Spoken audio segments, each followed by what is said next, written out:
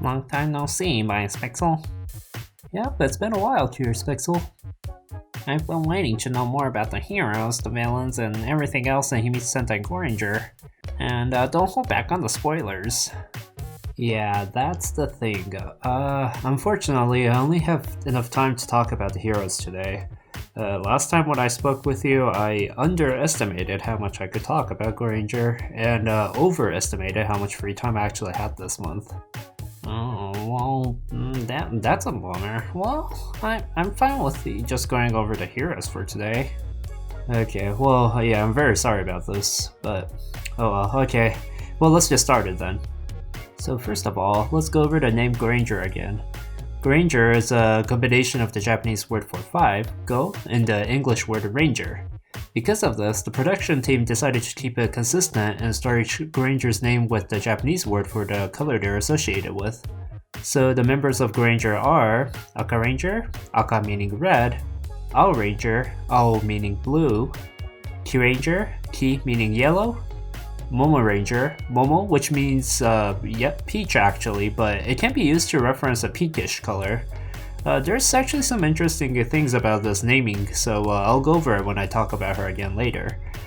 And lastly, Ranger, which Mido is short for Midori, and it means green. And let's take a look at each of them then. First is Akka Ranger. The person behind the mask is Tsuyoshi Kaijo. He's the Black Ops specialist who's calm, collected, and sympathetic. He's basically the old school manly man. As Akka Ranger, his main weapon is the whip, which can also turn into a lance.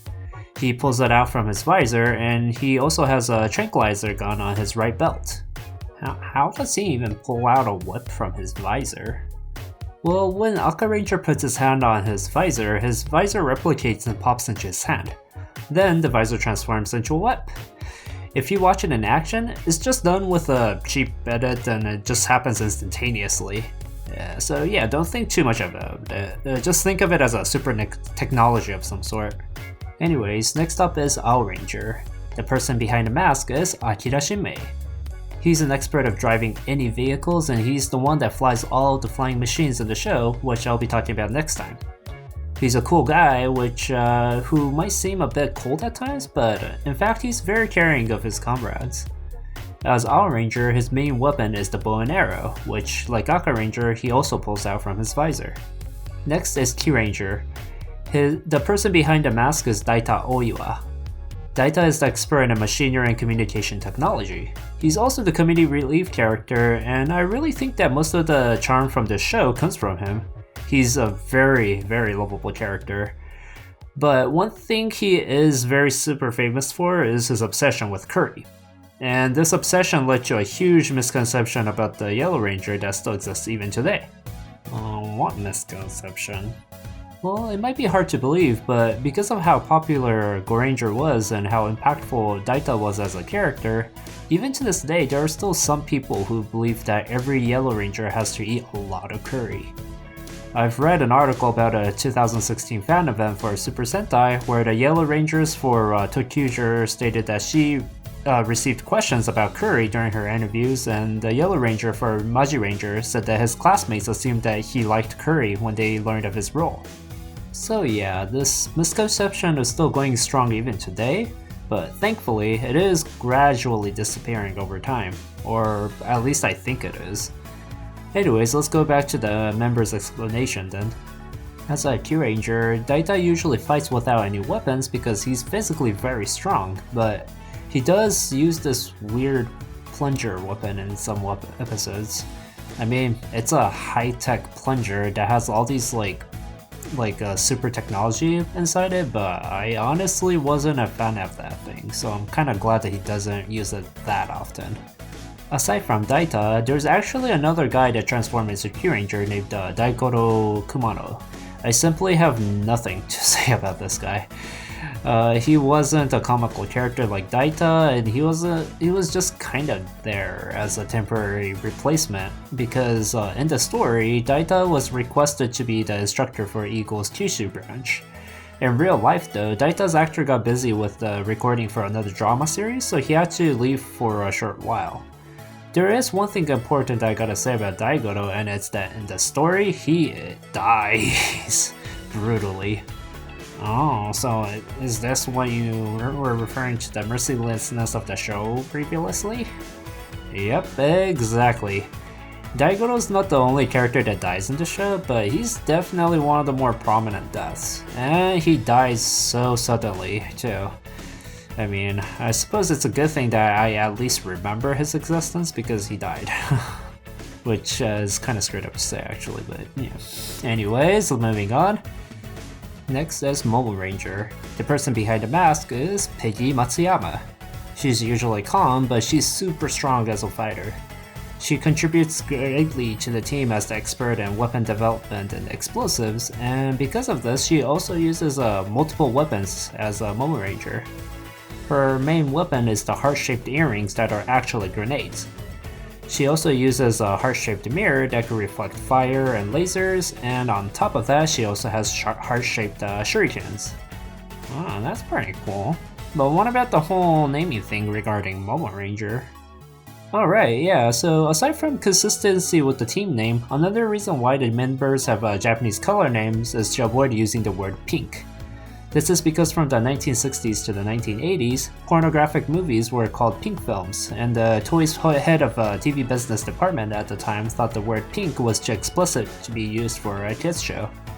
As an alternative, the word for peach, momo, was used, because the peaches in Japan are pinkish color and are somewhat shaped like a heart. Although, I do want to mention that the word momo have been used to reference sexual activities even before pink films became a thing. Well, anyways, moving on. Next is Owlranger. The person behind the mask is Kenji Asuka. He's the youngest member in the group, and even though Goranger is a group of experts, Kenji doesn't specialize in anything. Maybe that's why he doesn't really stand out as much compared to everyone else. Kinda like with Daigoro, he was just kind of there. As Owlranger, his main weapon is the boomerang, which can also turn into a slingshot once it gets upgraded later in the show. And lastly, I would like to mention Gompachi Edogawa, who has a double identity as the owner of the Cafe Gone and as the commander of Eagle's Japan branch. For me personally, the commander characters like Gompachi are the biggest contributors to the overall aesthetic of the Super Sentai show, because in the end, they're the ones that keep the members together, and most of the time, they also define the direction of the show. For Gompachi, he's the authority figure when he's dressed as the commander, but when he's dressed as the cafe owner, then he's caring and nice, and even have some comical scenes. I really like that you can see Goranger's silly yet sometimes serious nature and Gompachi's ability to switch between his two identities. Sure, he might not be the member of Goranger and not stand out as much, but I'm sure the show will feel completely different without him. Oh, that's pretty cool. A good support character really adds to the show. So, did you mention everything about the heroes now? Well, there are a few things I could add. Unlike the fancy schmancy transformation of the modern shows, the method of transformation for Goranger is super simple and very quick. All the person has to do is say go, while either turning around quickly or jump high in the air, and they'll transform instantaneously. However, the way they announce their arrival before the battle sequence is flashy. The fans call this the roll call, and every Super Sentai even to this day still has it. Seriously, you just can't have a Super Sentai without the roll call. I think it's really interesting how a scene in a kabuki play called Aotozoshi Hana no Nishikie was referenced for this dramatic battle entry. If you want to look it up on Wikipedia, you can search Benten Kozo instead. In Act 4 of this play, the 5 main characters for thieves dramatically reveal their identity to the police, and each of the 5 thieves have a long speech that announces who they are. In Goranger, their battle entry is short in comparison to the kabuki play, but the flashiness, the spirit, is still there. I just love this disregard of realism in order to focus on the style and the enthusiasm of the scene.